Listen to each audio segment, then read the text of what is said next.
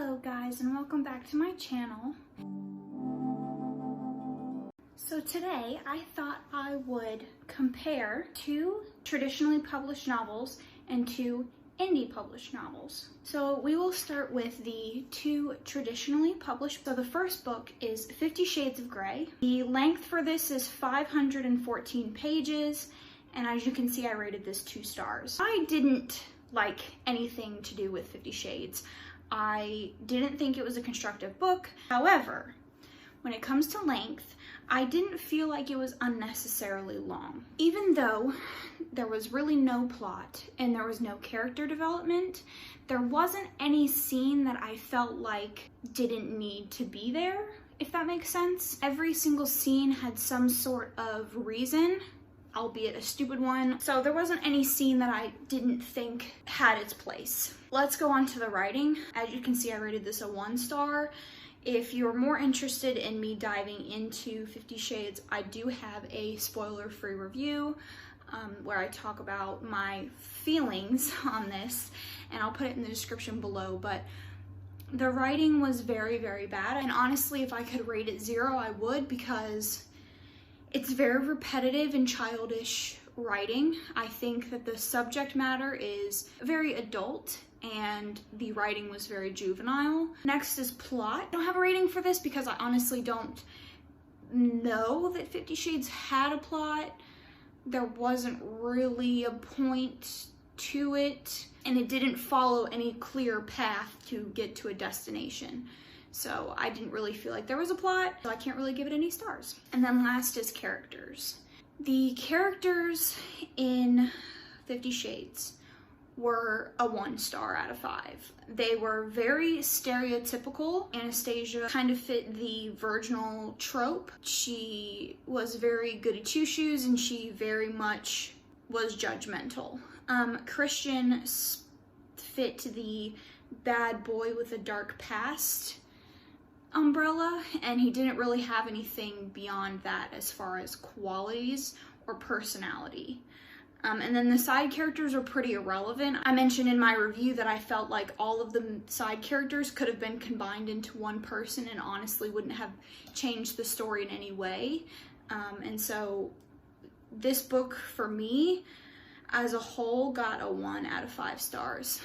I didn't enjoy this book. I didn't think really any aspect of this book was good. Like I said, this was a traditionally published book and it sold a lot of copies. There was a point in time where everyone was talking about this book and it just didn't paint the romance genre in a very good light. Next is After by Anna Todd. This book was 592 pages of repetitive nonsense. It was a cycle of abuse, of breakup and makeup and breakup and makeup. Like, you would go one page, they were fighting on this page, and then you flip the page over and they were making up. And it was 592 pages of that. So the length was incredibly unnecessary. We could have had a 150-page book where they met maybe on page 12, which they did anyways, and then they had this, you know, maybe some spats here and there, and then they had their main conflict, and then they ended up together or whatever. And so the length for this was a 1 star. I would have liked way less of this book. The writing was also a 1 star. Like I said, with 50 Shades, the writing was very juvenile, and it had constant shaming of other women on the part of the main character, and the entire story glorified abuse to the umpteenth amount. When I was about, I would say, 400 or so pages in of the cyclical abuse that we were experiencing from Hardin to Tessa, I had to stop myself and question whether this book was written to show the descent of someone's psyche when they were in an abusive relationship. Not physically, he was mentally abusive and emotionally abusive, but this book really felt as if we were meant to think that this was okay behavior and that the way he acted was okay, and that because he had a disturbing backstory, that it made his behavior okay and that Tessa should just fix him and everything else be just fine. And then the plot was, like I said, pretty much exactly that. It was a cycle of abuse from Hardin to Tessa and a cycle of them breaking up and getting back together and deciding they don't want to be together, and then, well, Hardin deciding he doesn't want to be with her and then deciding he does. And so the plot was a 1-2, a 1 star. And then lastly, the characters were a 1 star. Tessa was incredibly judgmental. She also very much followed this virgin trope of shaming and thinking that she was superior because she was a virgin and the girls around her were not. Hardin was abusive and a bad boy that had a dark past that we were supposed to believe made up for all of his terrible behavior. And then the side characters were just there to further the relationship between Tessa and Hardin, whether that was to be a hindrance or to make them get together or, you know, have fights or make up. And so they didn't really have their own personalities. They didn't have their own growth. They were the exact same people when the book started as they were in the end, and they were pointless. So this book was also 1 out of 5 stars. In my opinion, this book after was worse than 50 Shades, but they are traditionally published romances. I don't believe that After became quite as large as 50 Shades. 50 Shades at this point is kind of a household name, whereas After, not many people know about it unless you are an avid reader and you might, you know, are in this category, you know, you enjoy romances or what have you, or you know about fan fiction, what After is. So this was also traditionally published, and both of these books rose in fame. They became popular, and I think they portrayed a very unrealistic view of what romance is. So let's go on to our indie or self-published works. These are books by authors that either published their own works through various avenues, or they were published by indie publishers. So we will start with Menace. So Menace was 349 pages. I gave the length of this book 4 stars because I felt every scene had a purpose and there wasn't a moment in the entirety of the book where I wanted the book to hurry up or where I felt as if the story was dragging. I understood why every scene was there, and I understood what growth every scene provided for our characters. The writing was a 3 out of 5 stars for me. The writing felt unedited. Not that it was bad, just that it didn't have that refined feeling to it, that like a regular book, that if you just like picked up a regular book, it didn't have the refined writing that a regular edited book by an editor, it doesn't have that feeling to it. Still, it was realistic, it was witty, I laughed a lot, it was snarky, and it felt like I was in realistic people's heads. So even though it wasn't refined or, you know, any of that, that it was still an enjoyable read and still relatable. Next is the plot. This got 3 out of 5 stars for me. The plot was very linear, which is not necessarily a bad thing. It wasn't deep, it wasn't crazy. There was a plot twist, and what I liked about this plot was that the main characters didn't really stray from the purpose that they had or what they set out to do. Their relationship only furthered their purpose or helped them with their purpose in some way. They used each other, not in a bad way, but they really teamed up.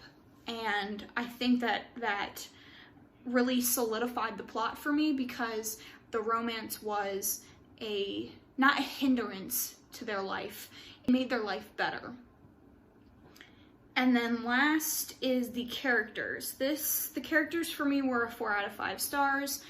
Like I said, I think that they were very, very realistic people. We got dual POVs between Morgan, the female, and Lorenzo, the male. Morgan was a very strong-willed woman, very strong woman just in general. She felt very independent, and she felt not like a fragile butterfly, like she could take life on.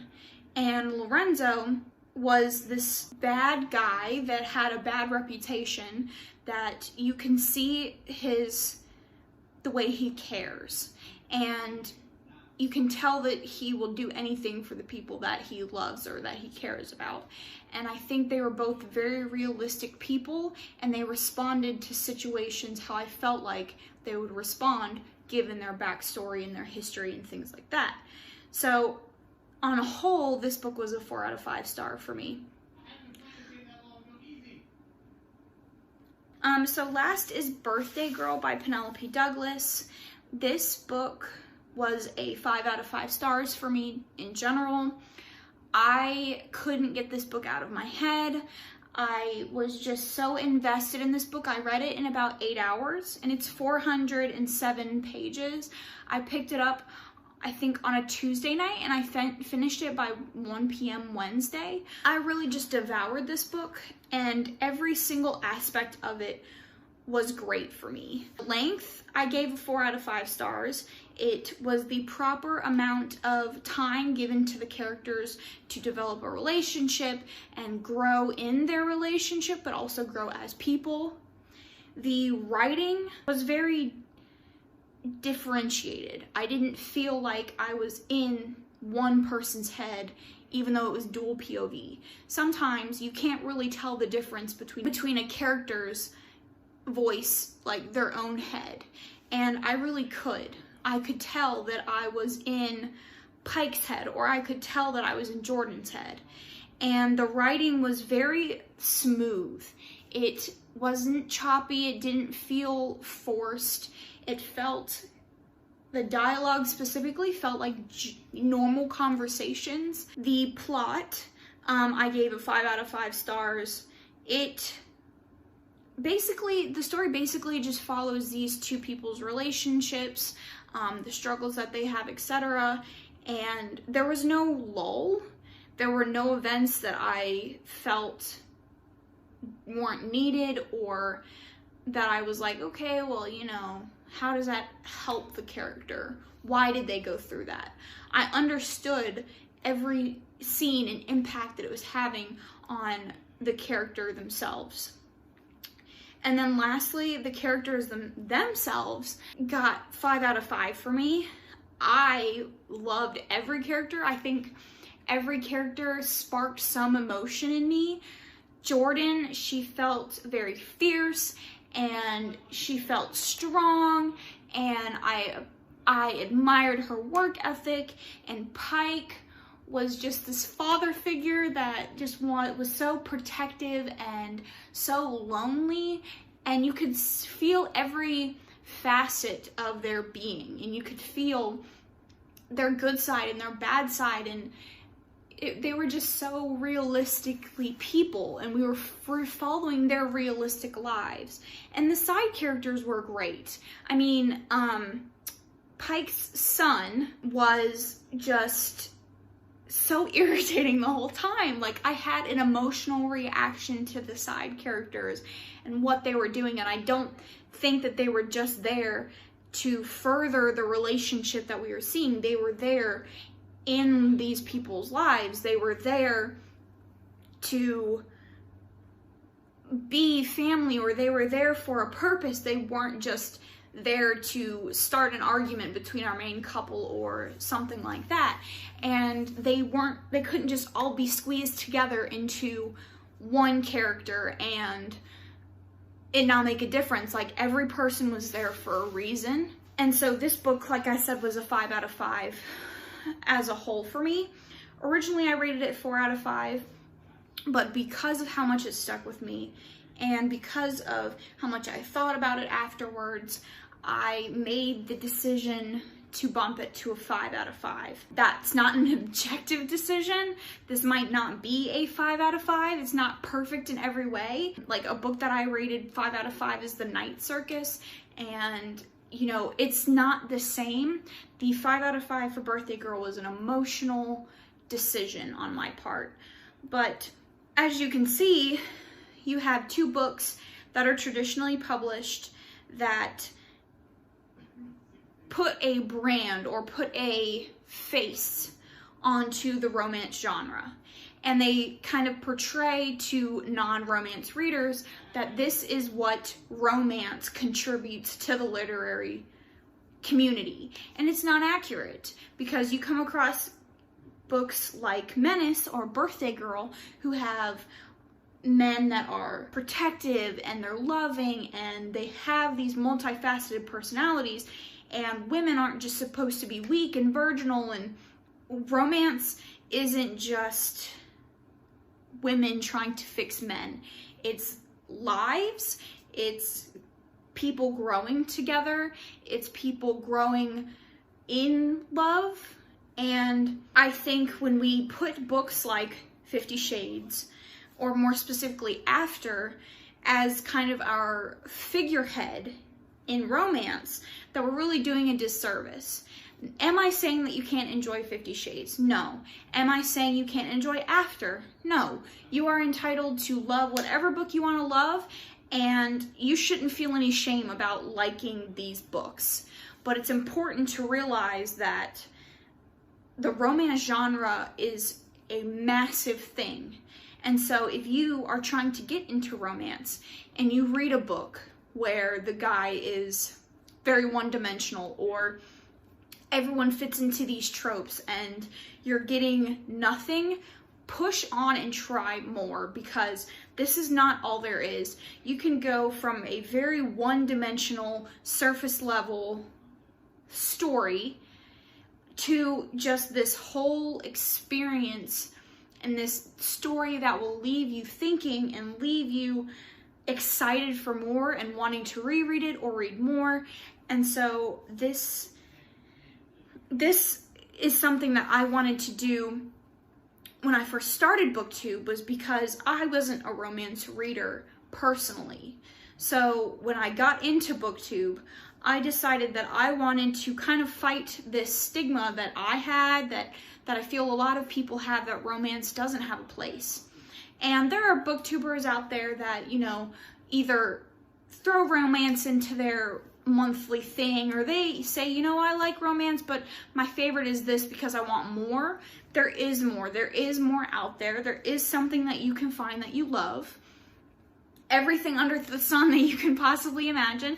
And if you just like your romance thrown in with some paranormal, or you want it as a side plot, then that's great. That's what you can find, and you do you. But give romance a shot, and don't take the popular problematic books as evidence of everything that's wrong with the romance genre, because there's so much good. There is so much good. There's so much happiness and enjoyment. These are books that can open your eyes. They can just be sources of joy. And I think that everyone should give romance a shot. If you have any comments, if you have any concerns, if you have any recommendations, or you just want to talk about your feelings about romance, feel free to comment down below. I am open to it, and we can start a dialogue, because that's what I am here and we are here to do, is to talk about books. So yeah, thank you for watching, and I hope you guys liked the video. Make sure you subscribe and like the video if you liked the video.